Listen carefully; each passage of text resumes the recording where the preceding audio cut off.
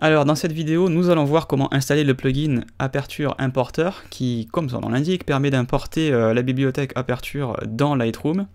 Je vais aussi vous montrer une méthode manuelle pour le faire, et je vais tout de suite vous dire pourquoi je vais vous montrer une méthode manuelle. Pourquoi juste pas faire le plugin, cliquer sur un bouton et ça importe. Alors c'est justement parce que malheureusement c'est pas aussi simple que ça. C'est-à-dire que le plugin Aperture qui va se greffer à Lightroom permet donc, comme son nom l'indique, d'importer la bibliothèque d'Aperture, mais il peut pas déjà tout importer en tant que fichier et en tant que métadonnées. Et surtout il y a un truc qui est important qui manque, c'est qu'il ne peut pas importer les développements. C'est-à-dire en gros toutes les photos que vous avez développées dans Aperture, il va en fait les amener dans Lightroom, mais il va les amener à leur état originel. Il ne va pas importer ce que vous avez fait, ce qui est quand même une limitation, importante. Et donc il faut trouver un moyen de récupérer ce que vous avez fait en termes de développement. On ne peut pas bien entendu se permettre de perdre tous les développements que vous avez fait dans Aperture. Et aussi il y a une compatibilité qui est à noter, c'est que le plugin, c'est marqué ici dans la description, demande d'être sur Mac. Alors forcément, puisque Aperture est un logiciel Mac exclusivement, cependant pour ceux qui veulent faire le grand saut, c'est-à-dire passer d'Aperture à Lightroom, et en plus si vous changez de machine pour un PC par exemple, bah, vous pouvez vous demander comment vous allez bien faire pour utiliser ce plugin. Et bah, du coup il va falloir utiliser la méthode manuelle. Alors le plugin il est hyper simple à utiliser, vous allez le voir. Il est aussi super simple à installer. Donc si vous êtes membre du Creative Cloud, vous allez sur les Adobe Add-ons et vous tapez Aperture Importer, vous allez tomber dessus. Vous pouvez même taper directement dans Google et vous allez tomber dessus. Je donnerai le lien directement dans la description du tuto, comme ça vous pourrez juste copier-coller l'adresse. Apparemment l'add-on, l'identifiant c'est 3213. Je ne sais pas si c'est quelque chose qui va être pérenne à l'avenir, mais à mon avis si vous tapez cette URL, vous allez retomber dessus forcément à tous les coups. Et quand vous allez cliquer ici sur installer, il va s'installer tout seul dans le Creative Cloud. Et si vous êtes connecté sur votre ordi, c'est-à-dire si vous avez une application qui utilise votre compte Creative Cloud, ce qui est mon cas, ça va être automatiquement reconnu et Lightroom va faire apparaître le plugin. Vous allez avoir une petite bulle qui vous dit au niveau du Creative Cloud, hop, j'ai utilisé un nouvel add-on.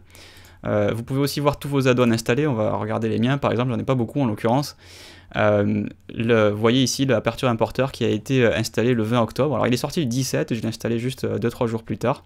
Et puis j'ai mes autres add-ons, en l'occurrence ça ne nous intéresse pas aujourd'hui, mais vous voyez qu'on peut vraiment tous les lister. Le Edge FX Pro créé par Sébastien Piconnier, puis aussi les modèles de reconnaissance de voix de Premiere en français. Donc si vous avez d'autres add-ons, ils apparaîtront ici, et c'est là que vous allez trouver Aperture Importer.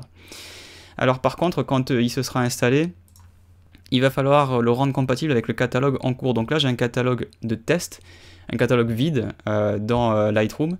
On va parler un tout petit peu plus tard du vocabulaire, en gros, qu'est-ce qu'un catalogue et quels sont les équivalents de ce que vous connaissez déjà dans Aperture. Mais en gros, quand vous démarrez Lightroom, c'est à ça que ça ressemble la première fois, c'est-à-dire en gros, c'est vide, hein, forcément. Et la première question, en tout cas ce que vous avez besoin de savoir tout de suite, c'est où est-ce que je vais bien pouvoir trouver ce truc magique qui va m'importer ma bibliothèque Aperture. En fait, vous allez aller dans Fichier, et puis vous allez aller dans Module externe, et là vous allez trouver Importer depuis la bibliothèque Aperture. Alors vous voyez que mon Lightroom est en anglais, mais le plugin lui est mon Lightroom est en français, pardon, mais mon plugin est en anglais. C'est pas très grave, puisque quand vous allez cliquer ici, il va automatiquement trouver, vous le voyez, la bibliothèque Aperture. Donc il n'y a pas besoin de se lancer dans des trucs et des machins. Il retrouve automatiquement la bibliothèque Aperture. Si on va la voir, cette bibliothèque Aperture, on va aller chercher ici les images. On voit ici la bibliothèque, qui s'appelle Aperture Library, qui fait 530 mégas, donc j'ai déjà quelques images dedans. Si on va dans Aperture, vous allez retrouver les images. Alors hop, je vais essayer de maximiser la fenêtre. Alors je vais le quitter, le redémarrer, tout simplement parce que comme j'ai changé de résolution, hop, il ne s'est pas retaillé comme il faut, mais voilà la bonne fenêtre. Donc vous voyez, j'ai déjà des images. Si on va dans la photothèque, que vous connaissez bien, j'ai deux projets, puisque j'ai importé 2 séances photos, et ça fait 530 mégas, et donc ça se retrouve dans ma bibliothèque Lightroom ici. Donc voilà, ça c'est quelque chose que vous connaissez déjà bien. En fait, une bibliothèque Lightroom, c'est pas vraiment la même chose qu'une bibliothèque Aperture, dans le sens où moi ce que je préfère faire dans Lightroom, c'est importer les images en place plutôt que les importer directement dans le catalogue, et le catalogue ne contient jamais vraiment les images, les fichiers bruts, c'est-à-dire qu'en son sein, le catalogue, l'équivalent de la bibliothèque Aperture si vous préférez, il contient jamais vraiment les images, il va référencer les images à leur endroit actuel. Alors que la bibliothèque Aperture que j'ai ici, elle fait quand même 530 mégas, et s'il y avait beaucoup plus de photos, elle serait en fait beaucoup plus lourde. Si on fait un clic droit, et qu'on dit afficher le contenu du paquet, on va retrouver toutes les infos que Aperture va utiliser. On va pas rentrer dans le détail, mais il y a quand même un truc important, c'est le dossier master. Et là, on va retrouver les dates en fait, des dates d'importation. Donc on voit que le 20 octobre 2014, j'ai importé ces images. Et donc ces deux projets que j'ai là correspondent à ces deux dossiers que j'ai ici. Et on voit qu'ils font chacun 215 mégas, 275 mégas. Donc c'est bien là que se situent mes fichiers bruts. Donc en fait, la bibliothèque Aperture, elle contient vraiment les fichiers. Et on va voir que dans Lightroom, on va le voir un petit peu plus tard, c'est pas exactement le cas. Donc ça veut dire quoi? Ça veut dire que si dans mon plugin Lightroom 5, j'importe maintenant, eh bien il va aller chercher en fait ces fichiers-là, il va aller dans le dossier de l'Aperture librairie, et il va les importer dans Lightroom. Et on va se retrouver avec exactement, je vais cliquer donc sur Terminer, on va se retrouver donc avec deux dossiers qui sont présents ici, et qui correspondent à mes deux projets dans Aperture. Donc en gros, déjà, il y a une première notion de vocabulaire. Les projets qui sont là sont en fait des dossiers dans Lightroom. Et on verra plus tard que en fait, les albums d'Aperture correspondent à des collections, c'est-à-dire en gros des dossiers dynamiques qui peuvent être alimentés en fonction de vos choix ou en fonction de métadonnées. Donc là, l'importation s'est bien passée et on va pouvoir retrouver toutes nos images. Donc il y en a 12 dans un dossier, 9 dans l'autre. On peut vérifier que tout le monde est bien là. Si on regarde les images, ici j'en ai 12. Et si on prend ce dossier-là, j'en ai bien 9. Donc tout le monde a été importé.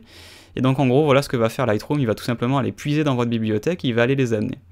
Alors, il y a plein de choses qui vont être converties et plein d'autres choses qui ne vont pas être converties. Si on revient sur la page de la donne, on va voir que donc, les dossiers sont importés sans problème, les notations par étoile, les mots-clés, les données GPS, les fichiers qui sont cachés, les fichiers qui sont rejetés, ainsi que les drapeaux pour dire en gros qu'une image a été acceptée ou non acceptée. Et puis par contre, il y a des trucs qui sont à moitié importés, comme par exemple les labels de couleurs, les piles et la reconnaissance visage, qui n'est pas directement compatible dans Lightroom. Alors, on a dans Lightroom les piles, les données de couleurs, enfin les libellés de couleurs, mais en fait, une fois qu'ils vont être passés dans Lightroom, ils vont être convertis en mots-clés. C'est-à-dire que par exemple, un label rouge ne va pas apparaître en tant que label rouge dans Lightroom. Je vais vous le faire tout de suite pour vous montrer que ça existe bien. Voilà, si j'appuie sur 6, poum, j'ai mis un label rouge sur cette image. Mais si j'avais mis un label rouge dans Aperture, il ne se serait pas mis en label rouge ici dans Lightroom. Il serait venu avec un mot-clé ici, et qui se serait appelé red. Donc c'est à moitié importé, donc c'est pas exactement compatible, et par contre une chose est sûre, c'est que les développements, eux, n'ont pas été effectués, malheureusement, ils n'ont pas été convertis. Donc il va falloir trouver un moyen de récupérer nos développements dans Lightroom. Donc pour récupérer les développements, malheureusement on ne pourra pas les récupérer sur les fichiers bruts, on va être obligé de faire une exportation. Donc ça veut dire qu'une image qui a été développée, donc si on fait vite fait sur une image comme ça, on va prendre ça là, on va décaler un petit peu les tons foncés, histoire de déboucher les ombres. On va faire un petit peu de récupération pour les surexposer, décaler un petit peu le point noir pour un peu de contraste. Hop, améliorer un petit peu la définition. Et c'est déjà un petit peu mieux. Et donc ça, si on veut l'exporter, ben en fait, il y a une méthode très simple. On ne pourra pas utiliser le plugin pour ça, parce qu'il ne va pas du tout reconnaître les développements que je viens de faire là. Il va falloir aller dans Fichier, et puis aller chercher Exporter. Et là, en fait, vous voyez que si je mets original, il va me proposer une boîte de dialogue et il va me proposer d'exporter avec un CR2. Et malheureusement, ça va juste exporter l'original, ça ne va pas exporter le développement.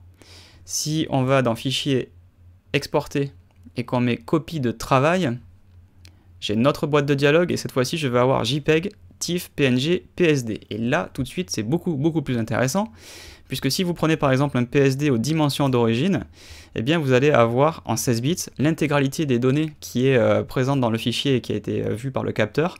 Si vous faites du 8 bits, malheureusement, vous allez faire un phénomène d'entonnoir où toutes les données ne seront pas disponibles. Donc s'il y a de la post-production à faire encore derrière ce développement, il faut impérativement exporter en 16 bits pour pouvoir garder un maximum d'informations. Donc on va exporter ces images, on va les mettre par exemple dans... on va mettre ça dans Images, hop, dans mon dossier utilisateur sur le Mac. Et puis on va appeler ça là je suis dans le dossier, on va mettre ça, Londres. Et puis on va exporter cette copie en PSD. Et on verra un peu plus tard, quand on va parler du module bibliothèque, qu'on peut maintenant tout bêtement importer ce PSD dans Lightroom, et là le développement sera reconnu. Par contre, dans Lightroom, on peut faire du développement sur un PSD, mais c'est pas directement sur le fichier brut d'origine, ce qui est quand même normalement déconseillé, mais dans la mesure où c'est un PSD en 16 bits, on a quand même préservé suffisamment d'informations pour se permettre de continuer à faire des développements. Malheureusement, c'est pas complètement, c'est pas la méthode la plus propre qui consisterait en gros à travailler directement sur le CR2. Donc on voit qu'on a un moyen de récupérer nos projets, on a un moyen de récupérer l'essentiel des métadonnées de description, c'est-à-dire les mots-clés, les labels, etc. Et on a moyen de récupérer les développements par un moyen un tout petit peu détourné. Maintenant, qu'est-ce qui se passe pour la méthode manuelle? C'est-à-dire en gros, vous n'avez pas le plugin d'importation, parce que vous êtes sur PC ou vous ne pouvez pas l'installer ou toute autre raison, je sais pas. On a vu que en fait cette bibliothèque Aperture, c'était ni plus ni moins qu'un super dossier. On voit ici que si on fait un clic droit sur le Mac, on a affiché le contenu du paquet. Et d'ailleurs, si vous êtes sur un PC, ce dossier ne va pas, enfin là en l'occurrence c'est traité comme un fichier sur le Mac, mais en réalité c'est un dossier, et sur PC il sera considéré en tant que tel, c'est-à-dire que si je reboot sur Windows, là sur cette machine par exemple, il va voir un dossier qui s'appelle Aperture Library, et quand on va double-cliquer, on va voir ce qu'on appelle le contenu du paquet sur le Mac. Mais en réalité, un contenu du paquet, c'est un dossier. Donc du coup, pour importer une bibliothèque Aperture quand on est sur un PC, alors évidemment, il faut récupérer le Aperture Library, il faut ensuite aller dans Master, et ensuite, ce qu'on peut faire, c'est tout simplement glisser les dossiers qui sont là dans le module importation de Lightroom. Donc ça consiste à faire un truc très simple, vous êtes dans le module bibliothèque ici, et puis vous glissez tout simplement les dossiers qui sont à l'intérieur. Vous voyez qu'il y a le petit plus qui apparaît. Lightroom va reconnaître que vous êtes en train de lui dire d'importer, et vous voyez que toutes les photos sont bien là. Alors là, comme j'ai déjà importé, évidemment c'est grisé, parce que du coup il reconnaît qu'il y a des doublons. On voit ici ne pas importer les éventuels doublons, voilà, ça veut dire que vu qu'ils sont déjà là, il ne va pas les réimporter. Mais si vous faites ça sur un dossier, sur un catalogue qui est vierge, il pourra vous les importer donc en mode manuel. Et ça va faire exactement le même boulot que ce que fait le plugin, puisque du coup il va réimporter les images. Alors néanmoins, il vaut mieux passer par le plugin pour être sûr de récupérer toutes les métadonnées, mais ça reste quand même un bon moyen pour arriver à importer quand on n'a pas le plugin, de le faire à la main. Il faut juste retrouver votre bibliothèque Aperture Library. Donc si vous l'avez mise à son emplacement par défaut, elle va du coup se retrouver dans votre dossier image de votre dossier utilisateur sur le Mac. Si vous l'avez mis à un endroit personnalisé, du coup il n'y a que vous qui pouvez savoir où vous l'avez mise, mais du coup c'est relativement simple. Il suffit de rentrer à l'intérieur et de venir glisser les dossiers qui sont présents dans le dossier master, hein, pas les autres. Les autres c'est vraiment des trucs qui sont spécifiques à Aperture, et Lightroom il en aura que faire. Par contre, ce qu'il y a dans le dossier master, vous allez pouvoir vous en servir. Et il suffit de glisser donc le dossier en étant dans le module bibliothèque. Hein, faites bien attention de ne pas être dans un autre module. On va parler des modules encore une fois un tout petit peu plus tard. Et vous glissez ça à l'intérieur et poum, l'importation se lance. Et vous pouvez du coup importer vos images. Donc voilà en gros le tour du propriétaire en ce qui concerne l'importation de ce qu'on a fait dans Aperture, l'importation de cette bibliothèque. Au final, on ne perd pas grand-chose. On va dire que c'est mieux que rien. On peut récupérer les images, on peut récupérer l'essentiel des métadonnées, et pour les développements, donc on récupère pas exactement les mêmes réglages, puisque vous avez bien compris que les glissières qui sont là n'ont pas forcément les mêmes équivalents, et donc du coup il est assez difficile pour les logiciels de communiquer, même en l'occurrence pour l'instant c'est impossible. On a bien vu que le plugin ne convertissait pas les réglages, il fallait le faire à la main. En tout cas, vous perdez rien de grave, ça réclame juste quelques petites manipulations au début de process, et faites-moi confiance, regardez bien les vidéos suivantes, puisque maintenant on va faire le tour de Lightroom pour vous présenter un peu les points forts de Lightroom et vraiment comment il fonctionne, pour convertir vos connaissances Aperture en connaissances Lightroom, et vous allez voir que, à mon avis, je pense que vous serez séduit, vous aurez du mal probablement à revenir dans Aperture, vous n'avez plus vraiment de raison de revenir à Aperture, puisque malheureusement le logiciel va être arrêté. Mais vous allez voir que c'est vraiment un très bon logiciel, et tout ce que vous pouvez faire dans Aperture, vous allez pouvoir le faire dans Lightroom. Il faudra juste convertir un petit peu votre méthode de travail.